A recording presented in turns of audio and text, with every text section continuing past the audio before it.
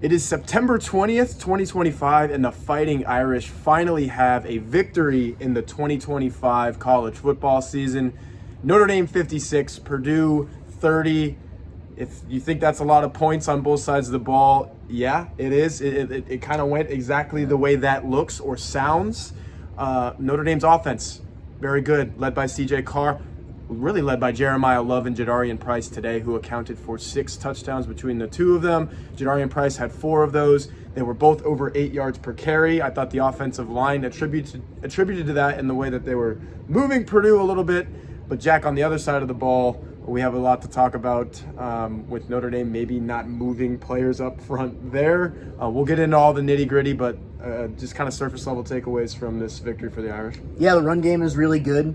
Jeremiah Love and Jadarian Price, of course, are brilliant. Over 370, I forget the exact total, but I know it's over 370 all-purpose yards. That's including Price as a kickoff returner. I asked Marcus Freeman about J.D. Price after the game. He said every time you ask about him, all he wants to talk about is the unselfishness. He had 9 carries and scored 4 total touchdowns. That's a ridiculous game. Love had the first 14 carries, and Price scored on his first one.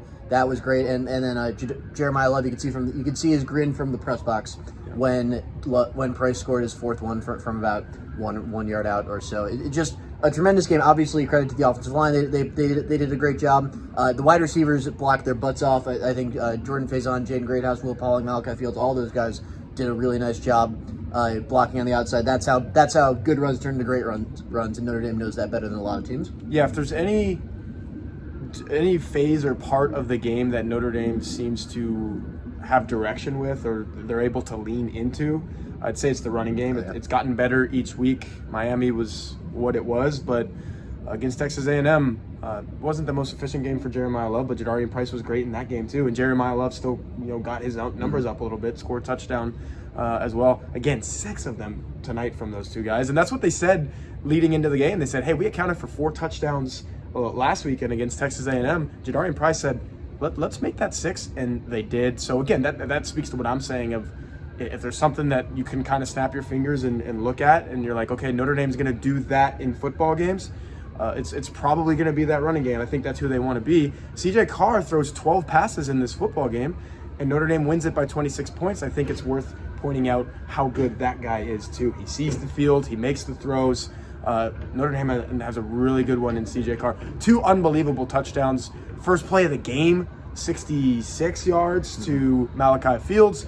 A little bit later on, he looks at Jordan Faison and he says, "Hey, let's run a little go here. Let's run a little stop and go." Really, it was a little double move almost, and he hits Jordan Faison for 48 yards on that one. So Notre Dame has one in CJ Carr. Oh, absolutely. And what was really impressive was the second touchdown, Jordan Faison. It was a check. CJ Carr was throwing that little out route. They were giving Faison a ton of space. Notre Dame was taking advantage of that little out route, maybe a stop route every now and then. And Carr said, "You know what? They are really sitting on that out route now. Let's try the out and up." He signaled to Faison before the play at the line of scrimmage.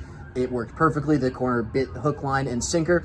And CJ Carr found Jordan Faison for a wide open 46, maybe 48 yards. I think it was 48 to Faison, 66. Yes, 48 to Jordan Faison. And this Notre Dame team is really establishing an offensive identity. I think with the run game and the pass game, the way the two complement each other, the way the backs complement each other, I think it's not thunder and lightning because they're both lightning, but they're lightning in different ways, I think would be the best way to describe it. Love is more brute force, quick movement. Jadarian Price is more kind of shifty in space. Gets out of space. Yeah. Gets out of space type of player. I don't know if I described it perfectly well, but you can see they're different types of players, and it's difficult for defenses to defend both of them.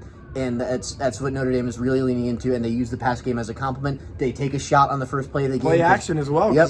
Purdue's scared of that run. They take a shot on the first play of the game with Purdue loading up to stop the run. Beautiful throw. The way he led him up the field, you couldn't really get the full scope of how good that throw was on the TV angle is something I noticed. I think it's because, so Fields is running the post, right? It's basically a post. Yeah, it's a deep post. Yeah. It's a deep post. So he's working in a little bit, but Carr says, "Hey, the more that you come in, maybe there's more of a chance the DB catches up." Fields toasted him. The DB was never going to catch up, but Carr kind of led him to the hashes, basically. Yep. Let him outside and right over the shoulder, and he's in the end He zone. led him up the field, which is something that's a lot of quarterbacks get wrong in that position when a guy is that open. Either you under or overthrow, and he dropped it in.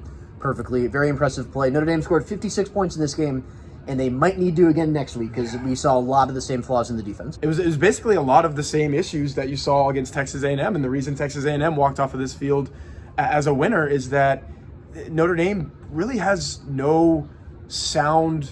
I asked Marcus Freeman, like, what is your defensive identity? And he basically said, we want to play fast, violent, all of those things. They're not doing any of that. They're not playing violent up front. The second half is a different story. Notre Dame eventually started getting to the quarterback, but the game was over, and it was what it was. In that first half, no pass rush.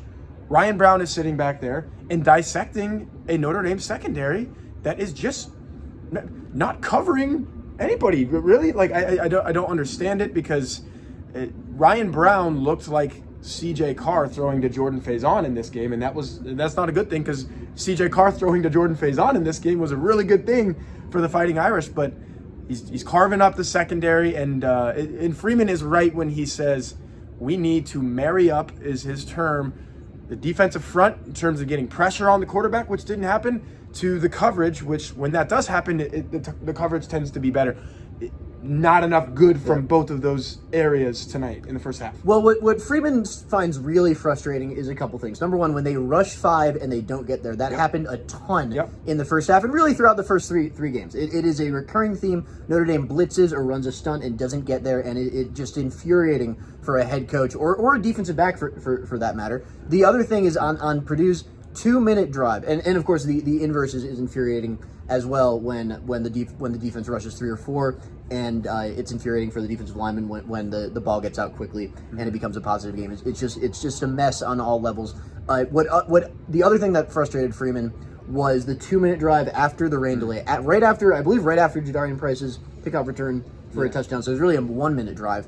And Notre Dame called everything. They called cover 1, cover 2, cover 3. This was a telling quote from Freeman. It was a very telling quote, and nothing was working. And then the players aren't playing fast because they're running a different call on every play. And that said, Freeman stopped himself, but the first thing he said was, that hurt me more than anything else. He corrected himself, that hurt us. But I think the first part of that is telling. One more thing on Freeman before I give it back to you. This was as much visible frustration as I have seen from him. Not even just in a win, like in interviews. Like you obviously see the Bulldog Marcus Freeman on the field during the game. Like the TV cameras catch that all the time. This was as frustrated as we've seen Freeman in interviews. He usually doesn't let that out. Yeah. He let that out tonight, both during the rain delay when NBC's Zora Stevenson interviewed him on TV and in our press conference after the game. I felt in the press conference that he gave off a vibe of, yeah, we won, but. Yes. We won, but that there are some huge glaring issues with the defensive side of the ball. And if we were to spell them all out for you, we'd be here all night. But after a 2-hour rain delay, we don't really want to be here all night. So with that, Jack, I really don't see much more to talk about with this defense because it's either they do improve or they don't, and that's the way this season goes. Like, you have to be better. I think you were getting at this. You have to be better than you were tonight, than you were against Texas A&M, against Arkansas, or you will give up 45 points. And as good as Arkansas's defense is bad, that Notre Dame has that going for it next week, but as good as that Notre Dame offense is, you might lose on the road to Arkansas. If you lost at home to Texas A&M this way, you can lose on the road to that quarterback and to that team with the way the Notre Dame defense played tonight. Yeah, get ready to learn Taylor Green, buddy. He is playing some excellent football as the quarterback for Arkansas this year. His second year under offensive coordinator Bobby Petrino. And say what you will about the man, he can call plays, and he is doing a fantastic job. They should have won that football game against Memphis. They should have won that football game. The other thing you can say about Arkansas is that they constantly lose close games. I believe Sam Pittman is now 7-19 in one-score games. Yeah. But that offense is going to be a problem for the Irish if they keep playing like this. I don't know if they got better on defense from Texas A&M to Purdue. I got at this with Marcus in the press conference. I was trying to needle in that direction. Like, did you see the signs in practice and in this game? And he said yes, definitively and adamantly and confidently. He looked me in the eyes and he said, we're getting better. That might be different from they got better. And obviously credit to Purdue, like they have some talent at wide receiver, local product. Nitro Tuggle scored a touchdown. This is obviously a better Purdue team than it was last year. I thought Brown played well. We can't give it all to Notre Dame's playing poorly. Purdue is. There's any Boilermakers watching this? Purdue is clearly a much better team than they were last year. They're going to be more competitive, probably win a few more games. Already have. Already have, for sure. But it's just tough to see where Notre Dame is getting visibly and consistently better. We saw the visible. I thought I took it as a lapse in communication when Notre Dame is kind of yelling at each other after the play, like they're not on the same page. Freeman pushed back on that, but he did say that what I and I think everyone else is seeing is frustration, and that he said can't happen because then it looks like you're blaming someone else. Even use the word panic.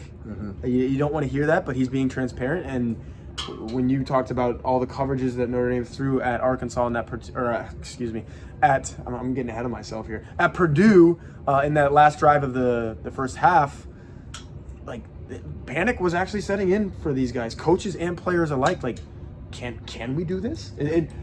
Panic, and also like second guessing and questioning yourself, and that is not where you want to be. But that's where this Notre Dame defense is. But if nothing else, the offense is fantastic, and Notre Dame's going to be in a lot of every single game this year has been fun and exciting and down to the wire. Yeah, that's one way of putting it. It has. Well, yeah, no, this one was sure. not. I'm sorry. Like 26 points is not down to the wire, but like at points in this game, it was like, oh shoot, is Purdue like actually going to hang around in this? And that was because of the defense. And Jeremiah Love and Jadarian Price in the run game didn't let them. And I think that's a good way to sum up this night. Yeah, so we will be with you guys here on this YouTube channel throughout the week leading up to the Arkansas game. But definitely go to blueandgold.com for our written work. Eric Hansen, Tyler James sitting with us in the press box tonight. Kyle Kelly doing his thing down there on the field. And then obviously Mike Singer helping us out as well. So we got you guys covered at blueandgold.com. Blue and Gold Illustrated, that's Jack Sobel. I'm Tyler Horka.